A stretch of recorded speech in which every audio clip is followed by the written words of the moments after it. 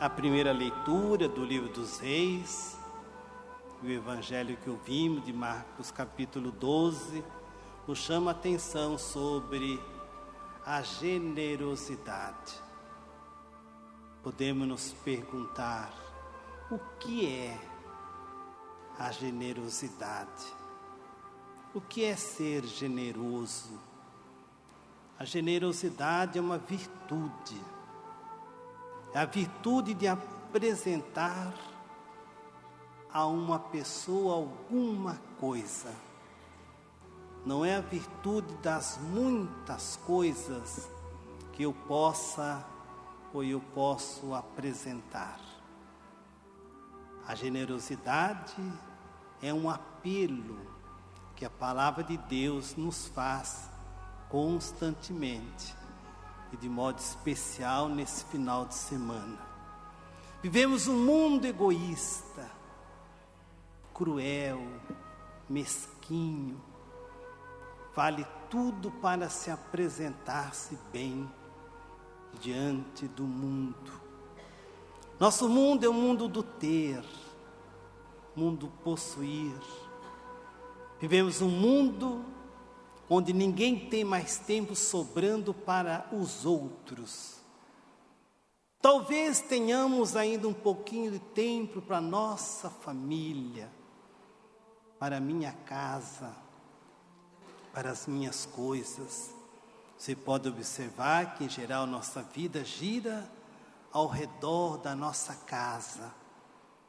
Esse mundo empobrecido das relações sociais, que não entram na dinâmica da vida. Por isso que ninguém tem mais tempo. Todo mundo anda ocupado. E aí, se todo mundo anda ocupado, não sobra tempo mais para ninguém. Não sobra tempo para você praticar caridade, solidariedade, generosidade. O tempo, irmão, passa tão rápido que às vezes a gente nem percebe que a semana passa. E você tem durante a semana tanta oportunidade de fazer tantas coisas grandes, bonitas. E a gente, quando se dá conta, a semana já passou. E se você parar para fazer um exame de consciência, você vai ficar triste porque você fez quase nada. A sua vida ficou reduzida às suas obrigações, aos seus deveres cotidianos. E não sobrou tempo para o outro entrar na minha vida. E essa correria é tão grande que nem nós nos apercebemos. Porque nesse mundo agitado, a gente não pode parar. Se a gente parar, a gente perde o ritmo da vida. Por isso que não sobra tempo para os outros. E é difícil, nesse mundo, nesses dias, a gente arrumar um tempinho para se dedicar aos outros. Por isso que a gente tem que se perguntar, onde fica aí a generosidade? Quando a gente fala em generosidade, nós pensamos em bens materiais para ser generoso. A generosidade é uma prática do desapego. Por isso que ela é uma virtude. É uma qualidade inerente que você não nasce com ela. Ninguém nasce generoso. Nós nos tornamos generosos. Porque ela é uma virtude, e a virtude você pratica, você aprende, você disciplina isso na sua vida. Por isso que quando a gente vive um mundo de avareza que domina as nossas vidas, a generosidade não tem espaço nenhum. Por isso que nós estamos criando um mundo de pessoas avarentas, de pessoas que só pensam em si mesmas. A gente olha o mundo, esse mundo de corrupção que existe, é típico do mundo avarento. Cada um preocupado consigo, cada um preocupado em ganhar dinheiro, cada um preocupado em encher o seu bolso, nada de outros. O outro não entra na dinâmica da vida. E as nossas crianças, os nossos jovens estão crescendo neste mundo, o mundo da avareza. Você olha a sociedade e você não vê um pingo de generosidade, a começar pelos nossos governos. E aí você já vai imaginando o que vai acontecer daqui mais algumas décadas. A generosidade generoso é aquele que divide o que tem. A generosidade é fazer algo e sentir-se bem. E você faz isto sem desejar nada em troca. A generosidade não é uma troca que eu faço. É um lançar de confiança, porque eu aprendi uma virtude.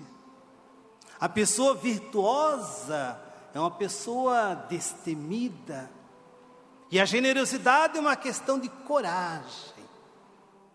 E diríamos que a generosidade é uma questão de caráter. Caráter também é uma virtude. Ninguém nasce com caráter. A gente forma o nosso caráter. E a sociedade é uma sociedade que não tem caráter. Por isso que é uma sociedade que não forma a juventude para o futuro. E uma sociedade sem caráter vai produzir pessoas descaracterizadas do sentido da generosidade. Quando Elias visita aquela mulher de Sarepta, por ocasião da grande seca da Palestina, que já faziam anos que não chovia, e aquela pobre viúva, como representante de tantas outras milhares, que já morreram de fome e outras estavam a caminho da morte, ali aparece quem? O profeta de Deus. E aparece aquela mulher, e o profeta pede a ela um pouco de pão. E ela vai dizer para o profeta: olha, eu só tenho um pouquinho de farinha e de azeite. Eu vou colher alguns gravetos, cozinhar, assar o pão e depois esperar a morte. Mas o profeta não pode morrer, porque o profeta é a voz de Deus. E a única voz que o mundo tem é a voz do profeta, e mais ninguém. E mais ninguém. Aquela viúva, na sua pequenez, no seu quase nada, como diz o Evangelho, quando Jesus observa aquela viúva no templo, Jesus poderia estar observando tantas coisas interessantes que o templo de Jerusalém tinha, mas não, Jesus observava como as pessoas depositavam as suas economias no templo. Os ricos, diz o Evangelho, depositavam bastante. Mas Jesus observou aquela pobre viúva, que deposita 2 pequenas moedas, que o Evangelho lembra que não valiam quase nada. E quase é um advérbio. O quase denuncia a distância entre o muito e o pouco. Esse é o quase.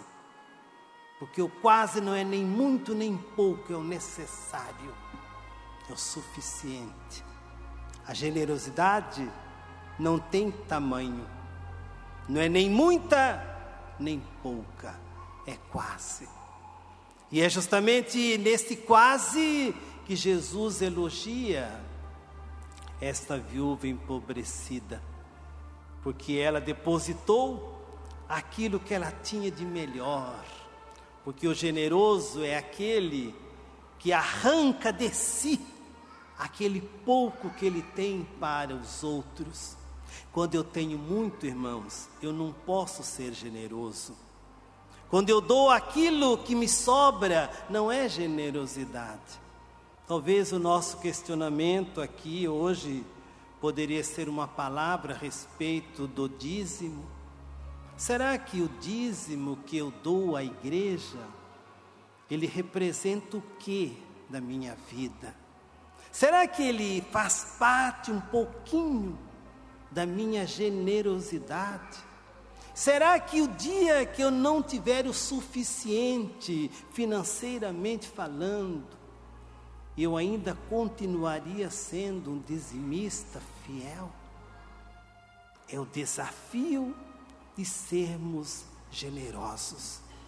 Mas o mundo de hoje é um mundo egoísta e cruel, onde a mesquinhez domina as nossas vidas.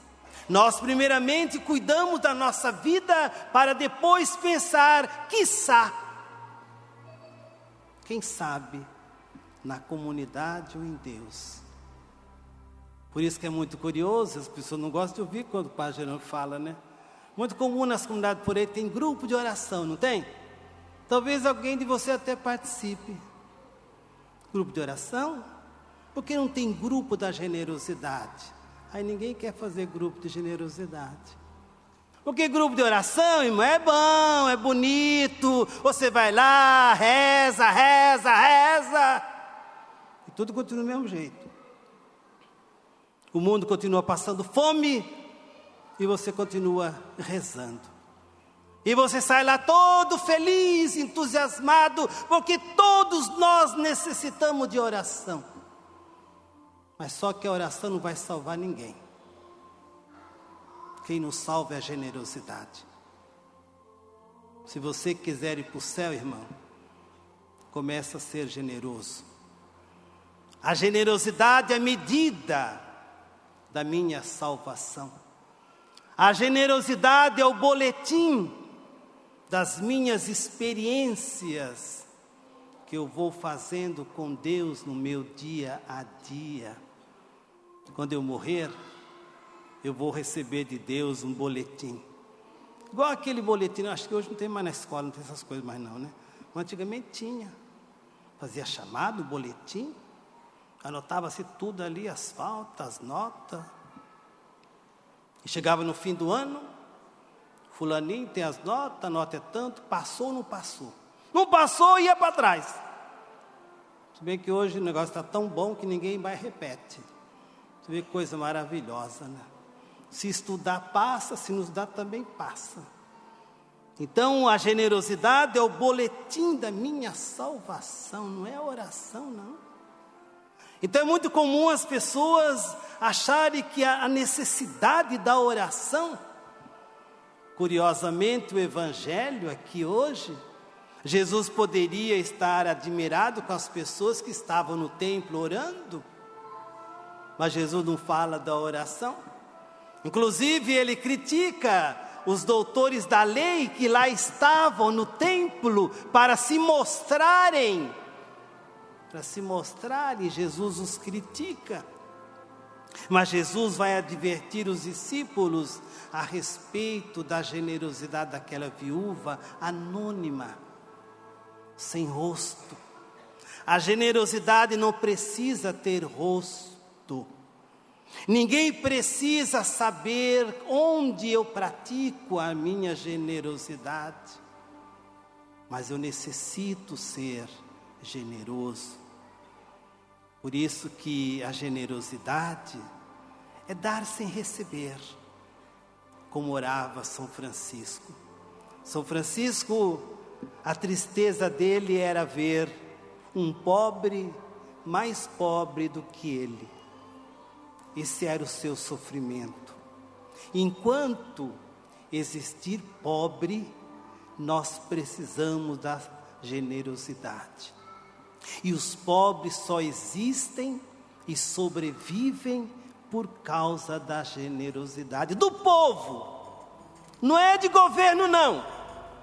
Porque eles não têm generosidade. Porque eles não têm nem nobreza de caráter. Quanto mais generosidade. É a generosidade que sustenta apresentar a vida de uma sociedade empobrecida por causa do lucro egoísta de alguns. Esse é o mundo, irmãos, que nós vivemos. Aquela viúva de Sarepta, ela poderia ter pensado em si, no filho dela. Não é assim que a maioria de nós pensamos? Cuidamos antes da nossa família, da nossa casa, dos nossos filhos. Agora vem o Natal, você já estava preparando aí que você vai comprar de presente para o seu filhinho, para a sua filhinha, para o seu não sei o quê. Mas será que esta vai ser a minha generosidade do Santo Natal? Qual vai ser a prática da minha generosidade nesse Natal? Será que vai ser cuidar das minhas coisas? Ou pensar que o Natal é tempo de abertura ao próximo, onde eu vou descobrir o rosto de outras pessoas que não os da minha família? Aquela viúva de Sarepta, ela tinha todas as condições para não obedecer o profeta, porque ela estava no limite da sua existência. Mas Deus, Ele só age, repito, Deus só age no limite da minha existência. Muitas coisas não acontecem na minha vida, porque eu ainda não cheguei no limite da minha existência. Aquela viúva do Evangelho é a mesma coisa. Deus só agiu na vida dela, Jesus só a reconheceu no limite da sua existência, deu tudo o que tinha. E eram 2 moedas, porque nesse quase está a determinação daquilo que é Deus. Deus não olha quantidade, volume, montante. Deus olha a intenção livre, na liberdade do Espírito que cada um tem de praticar a generosidade. Querido irmão, querida irmã, como que está a sua generosidade? Como está a sua prática de generosidade? Nós estamos aí terminando o ano de 2015. Este ano, quais foram as vezes que você praticou a generosidade? Será que não está na hora da gente pensar um pouquinho em repartir aquilo que eu tenho com aqueles que têm menos do que eu? Creio em Deus Pai Todo-Poderoso.